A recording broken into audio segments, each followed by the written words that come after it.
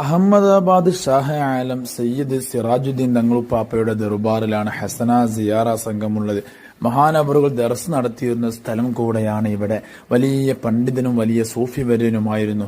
അങ്ങനെ മഹാനവറുകൾ സ്വഹീഹുൽ ബുഖാരി എന്ന മഹത്തായ കിതാബ് ദർസ് നടത്തിക്കൊണ്ടിരിക്കുക.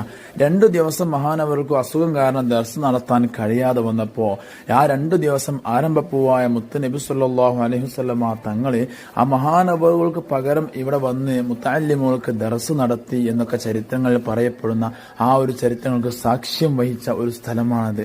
അന്ന് മുത്തനബി സല്ലല്ലാഹു അലൈഹി വസല്ലമ തങ്ങൾ പാപ്പ ഇരുന്നിരുന്ന ഒരു ഇരിപ്പിടമുണ്ട്. ആ ഒരു ഇരിപ്പിടമാണ് ഇപ്പോൾ നമ്മൾ വീഡിയോയിൽ കാണുന്ന ഒന്നാമത്തെ ചുവന്ന ഇരിപ്പിടം.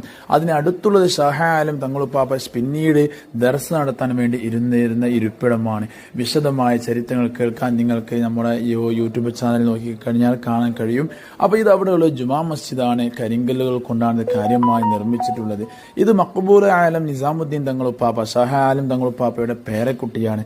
മഹാനവറുകൾ മുത്തായ നബി സല്ലല്ലാഹു അലൈഹി വസല്ലമ തങ്ങളെ അതിയായി മഹബ്ബത്ത് വെച്ചിരുന്ന വ്യക്തിയായിരുന്നു. അതുകൊണ്ട് തന്നെ മഹാനവറുകൾക്ക് മുത്തായ തങ്ങളുടെ കാൽപാദം പതിഞ്ഞൊരു കല്ല് ലഭിച്ചിരുന്നു.